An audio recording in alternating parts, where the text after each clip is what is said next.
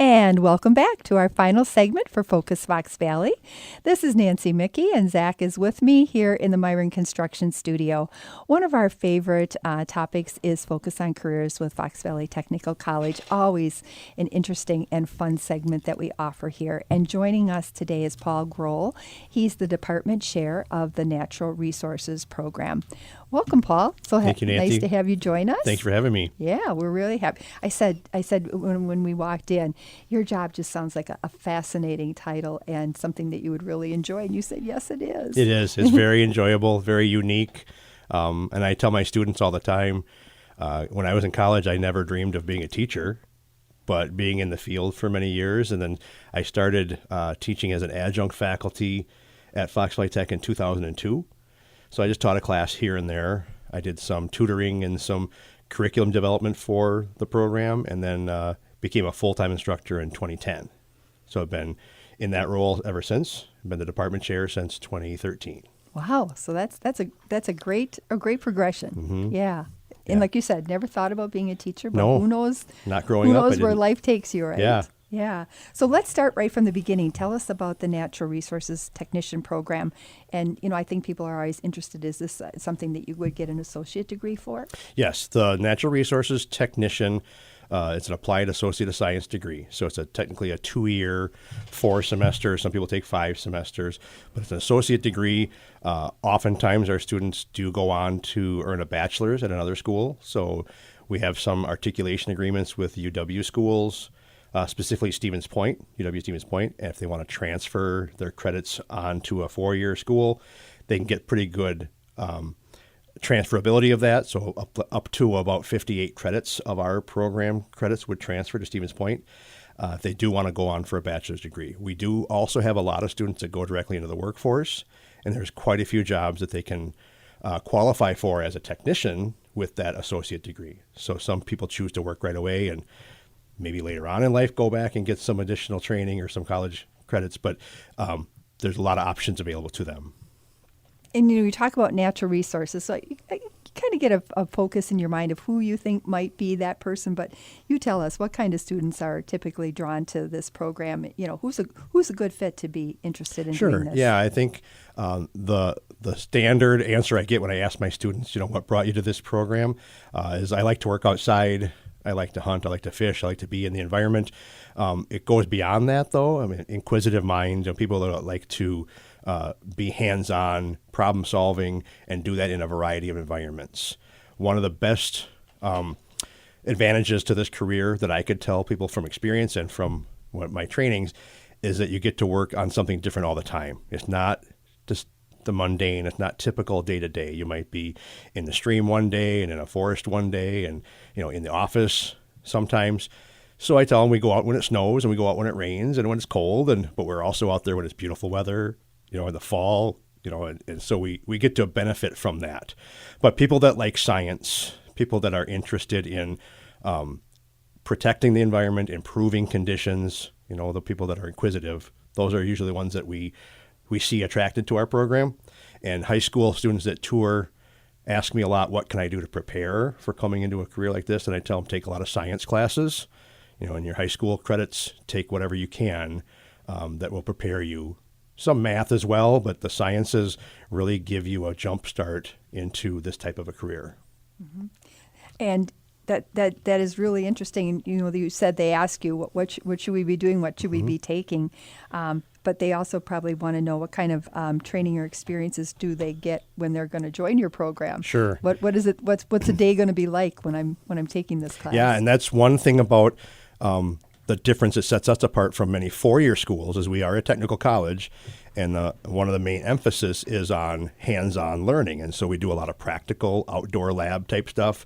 We work with a lot of equipment. We do cooperative volunteering with the DNR and Fish and Wildlife Service and other agencies, land and water conservation departments. So we're on actual job sites. We're in the streams.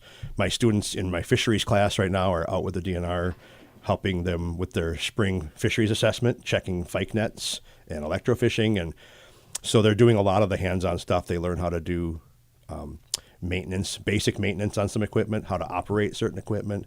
And so the hands-on portion, the practical application, is what really sets our students apart from someone who had more of a theoretical background from a four-year university where there wasn't as much of the practical applications. So they can be competitive in the job market. So, around here, we're close to sturgeon fishing. Yep. And we had a good season this year. Yes, we did. So would your students have like something to do with sturgeon fishing? Correct. So during the February sturgeon spearing season on the Winnebago Pool Lakes and Lake Winnebago, my students would help the DNR at the sturgeon registration station. So every fish that was speared by law has to come in and get registered in person. And my students are embedded with those crews with the DNR staff, and they help with the weighing and the measuring and the staging for reproduction and all that stuff. So it's a really cool way to start off the semester. When I start my fisheries class in January, day one, we start talking about sturgeon because before Valentine's Day, that season opens. And so we have a lot of learning to do before they get up to that level, but they do get to right away get into the field and start out with that. And then now coming up here in April, we'll have sturgeon spawning. So the fish will now be, extending upstream for their spring spawn, and we can participate in that kind of work as well when they're doing the assessment on the river. Yeah, that's a great example of, a concrete example of the type of things that they would be doing. And it's so unique for this area. Most Yes. places don't have this kind of a Yes. sturgeon population. So Yeah. when they can take advantage of that, it's really helpful. It's something that the longer I live here, the more I appreciate, the uniqueness that we have it Yeah. and look forward to it. We talk about curriculum, and you mentioned that you've been here. You've been in your position for quite a while. So I imagine you've seen some changes over the years with the curriculum that you have now versus what it was maybe a few years ago. What kind of changes are you seeing? We do see fluctuation in number of credits in the program. That has fluctuated. It used to be up over 70 credits, and then there was a concerted effort to try to bring credits down in some of these programs to make them more attainable and like a little bit less time in the program. But for curriculum as well, there's just shifts in technology and the types of equipment that we use and methodologies that we use. The basics are pretty much the same as they've been for decades. Wildlife management, fisheries management, surveying, soil and water conservation, forestry. Those basic learning, those attributes don't change too much, but how we approach things, the technology that we use, the equipment is becoming lighter, faster, more mobile. Surveying equipment is very different with GPS and all the different things that we use wireless now. That has changed quite a bit. And then we try to infuse that into the curriculum as well. So using drone technology, UAVs, exposing them to that, exposing them to different softwares and geographic information system or GIS software programs so they can use those as soon as they graduate, they hit the ground, they're actually, able to operate in their job because they have had some of that experience. Yeah, really hands-on. That's really, really, really cool. That's a really cool part of it. Well, this is Focus on Careers with Fox Valley Technical College. We're talking with Paul Groell, who's the Department Chair of the Natural Resources Program. It's time for us to take our final break of the day, but stay with us. We'll have more with Paul and hearing more about this wonderful associate's degree program after these messages. So stay with us here on Focus Fox Valley. And we're back with our final segment of Focus Fox Valley. We're talking with Paul Groell, who is the Department Chair for the Natural Resources Program at Fox Valley Technical College. And we've been talking about the program itself. And, one of the things people always are interested in when you talk about what kind of career should you go into, what's the job market like? So what is the job market like for natural resource grads? What kind of jobs are your grads getting? The job market today is very good. Way better than when I got out of college. I tell my students that all the time. There's an abundance of seasonal, part-time, and temporary jobs, but there's also quite a few full-time permanent positions available due to a lot of retirements and turnover within these different organizations. And let me just say up front, too, it's not just public sector. There's private sector jobs available as well. There's a lot of consulting businesses that focus on natural resources management, and there's other things with private contractors, things like that. But as far as the overall job outlook is very, very good. And so we're way more positions available than I can crank out students, which is a good outlook to have. And they're going to be employed all across the nation, not just in the Midwest, and in all different areas within natural resources management. So when you think about Wisconsin DNR, you think about Fish and Wildlife Service, U.S. Forest Service, Soil Conservation, which is now the NRCS, and then land and water conservation departments across the state. Each county has one of those. So those are some areas that our traditional students are getting employment in. Some things that I've seen increase in recent years is in the wastewater treatment field. We do have some wastewater courses in our program, and so our students come out prepared to take an exam with the state, get certified as a wastewater operator, and with a 2-year degree, you can get into some pretty good paying jobs with very good benefits in that wastewater and water supply field. Land and water conservation departments hire a lot of our graduates as well because it's a good balance of hands-on resource management, land management, and then a little bit of the overlap with agriculture because we're working with a lot of agricultural producers and helping them manage their land and runoff.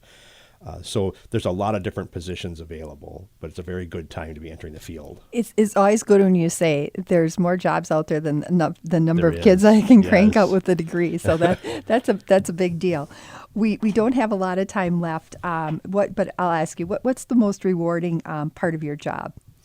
I think seeing that where you have someone who comes in with very little experience or knowledge about what natural resources management is, and then they pick up one aspect of it, one discipline within resource management, and become super passionate, start volunteering, get all kinds of job offers. And I've got several people graduating in May that have already got like 3 or 4 different job offers that they have to decide on. So now they're stressing about which job should I take, which one should I turn down, and that's a nice problem to have. What a great problem to have. Yeah. If they would like to get in touch with you or if they're interested, how can they do that? Sure, they can go right to our website. So the Fox Valley Tech website is www.fvtc.edu/natural resources. Wonderful. Thank you so much for joining Thanks us for today. having me. It's been a pleasure.